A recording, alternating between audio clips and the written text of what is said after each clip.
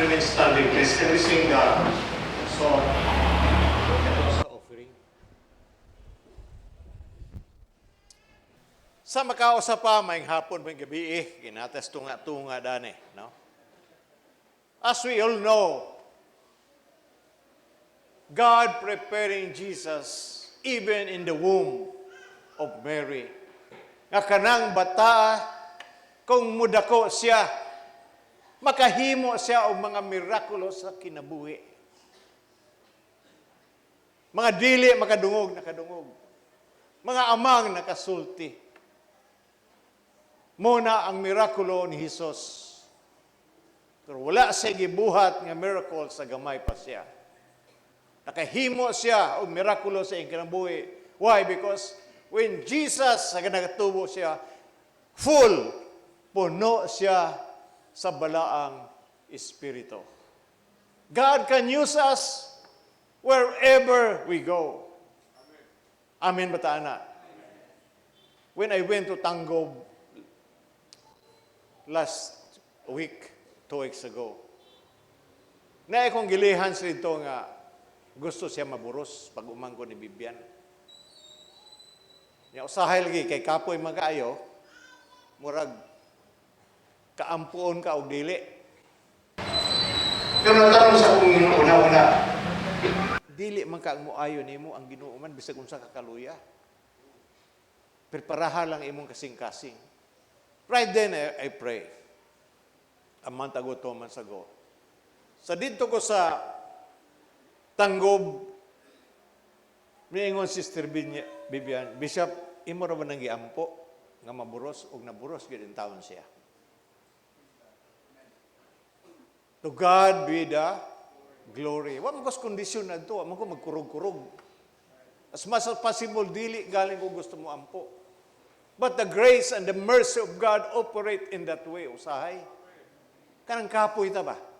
Usay di na lang ta mo ampo kay gitapulan ta. But that instance, nga na ang may tabo sa atong tagsa-tagsa sa atong kinabuhi, where the anointing of God will flow. Puno ang Ginoo. Puno si Jesus sa pulong.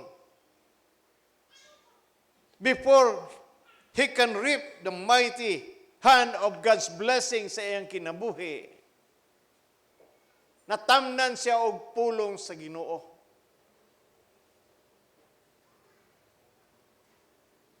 But, kung atong hanaon, kung ang pulong sa Ginoo na tanom sa atong tagsatag sa kinabuhi, God's promises will be fulfilled. Fulfilled, matuman sa atong tagsatag sa kinabuhi. Now, turn with me to 1 Peter. Sahay, dugay lang ko ane, pero marag yapon na. Chapter 1, verse 23. Nga nagaingon. Kay kamo na tao pag-usab dili sa tawhanong paagi kundili pinaagi sa buhi og walay katapusan nga pulong sa Dios. The word of God is so important for us. Nga naay mga trahedya, sitwasyon sa atong kinabuhi na ay atong masandigan labi na karon nga panahon. Sa atong gibasa nga 1 Peter chapter 1 verse 23, the word of God is imperishable or incorruptible seed. God brings His wonderful harvest in the same way, pareho sa mag-uuma nga nagtanom sa binhi. Right now, whether we like it or not, nakita nato nga ang goal nato sa CEC is to win the lost, the lonely, and the people who are deprived. Mission. Kung makahibaw mo, daghan na kay tag mga mission churches. In Tagob, they had 3 mission churches already. Namatay ang usa ka pari nato si Father Ibong. Father Ibong is 46 years old. Bata pa siya. Pero sa pagkamatay niya, nailisan og duha nga gi-ordain nga mga deacon. In that area, no, homegrown na sila. Dito mismo sa simbahan sa Dupol, dito na sila gikan. Yano nga mga tao, how much more kita nga naay dagko nga edukasyon, dili galing ta igo nga makashare sa Ginoo. The Word of God, the promises of God can accomplish such wonders in our lives. But that Word, kana nga saad, have to be planted in our lives. Puno ta sa pulong sa Ginoo when there is circumstances, problems in our lives na atay masandigan. Dili ta mataranta, amin bata na. Mataranta kay kulang ta sa tuna.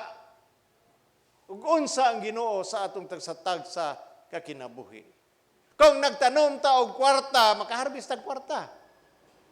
Kung mangga, makaharvest tag mangga. Kung santol, makaharvest tag santol. Now, ang pulong sa Ginoo kinahanglan ato ni i-cultivate sa atong kinabuhi.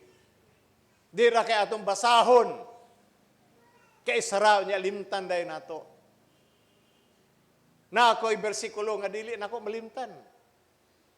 Na kanunay nako gihuna-huna, kanunay nako isulti. Mark 11:24, whatsoever things you desire when you pray, believe mo tuo ta kung unsa ang atong giampuan. Amin bata ana. Moabot ang problema, wala. Magbalik-balik ang istorya ana, di man na maayo. Meaning, you did not believe what you are praying. Amin bata ana. Nag-ampo ta mo tuo ta kung unsa ang atong giampo. Mo man ang problema sa mga tao karon. Sometimes you are weak in our situation in our lives. Uga ka pa sa pulburon.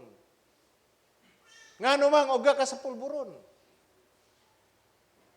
Ang usa ka parte ana we learn that the body and blood of Christ mooy naka-strengthen sa ato. Labi na sa atong espiritual. Kay wala lang nato mingon nga Ginoo, this is my body and this is my blood. Unsa mang lami ana, naotro ba? Wala. All we have to do is believe what God is saying to us. Mao kini akong lawas o mao kini ang dugo nga naghatag kaninyo og kinabuhing madagayaon. Eternal life.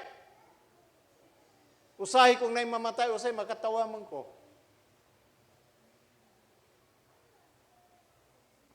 Kay wala na dayon, especially na mga religion. I'm not targeting and not criticizing, especially evangelical. Pag patay na yun sa ila. Wala na yun. Meaning, you don't believe that there is life after death, there is eternal life nga gihatag sa Ginoo sa katao kung siya mamatay. Pero say wala ta mutuo na. Agon magpasalamat ta sa Ginoo nga nangamatay nga tuwa na sa stilan sa Ginoo. Wa na siya problema kita nga nabilin dire magsakit ang atong ulo. But those people upstairs, no. Wala sila. Wala sila problema. All we have to do is request them to help us sa atong paglawig niini nga kinabuhi. Here's something we need to learn. God seed is inactive until it is planted in our lives. Diha sa ground. Agud kamulo ko sa magalakaw diha sa pulong sa Ginoo. Jeremiah chapter 1 verse 12, meaning God is faithful to His word. Matinud-anon ang Ginoo sa iyang pulong. We easily recognize or kita mismo atong nakita sa atong kaugalingon. Unsa kalaom o how deep the word of God planted in our hearts. Nga naa sa maayo nga kasing-kasing. Usahay wala na matanom sa maayo nga kasing-kasing. Why? Because you are critical. Critical ka kaayo. Manaway ta sa mga tao. Makadungog ka sa correction na naway. Masuko dayon ka, manuyo dayon ka.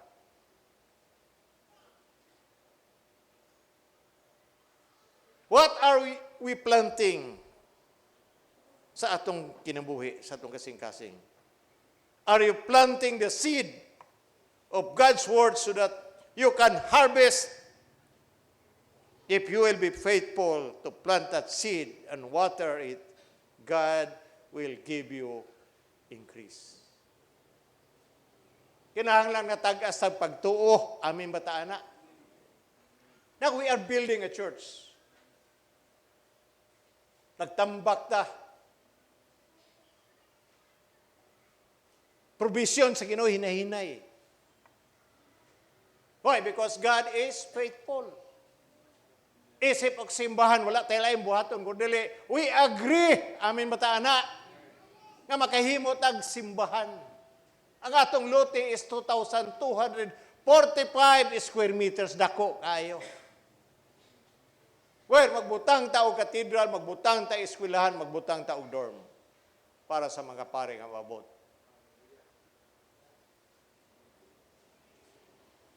Kung di ka makapadayon, kamong duha. Padayon, tulo. Giset na sa Ginoo. Na sa atong visions and goals. Nga na'y maghatag ka na ito og lote. Ang adjacent at ang lote is 800 square meters worth 8 to 10 million. Kana pang ato, pila na ka milyon. But really, God is faithful. Wala ko'y giduulan nga tao, wala ko'y giduulan nga politiko. God is the author and finisher of our faith. Look up to Jesus. Amen ba taana? Tanaw kang Jesus. Kaya kung dili taman, tanaw kang Jesus, daghang kaitag mga problema. Even this Christmas, onyang gabi mo tanaw ta kang Jesus, kasi siya ang tinubdan, siya ang mag-supply sa atong tagsa-tagsa kakinahanglan. Bisap lisod man kung amin Noche Buena. Claim the word of God nga ang Ginoo mohatag sa inyong mga panginahanglanon. Lord, salamat ang nga ikaw, Lord, motagbo sa among panginahanglanon miski ang inyong lamisa bakante.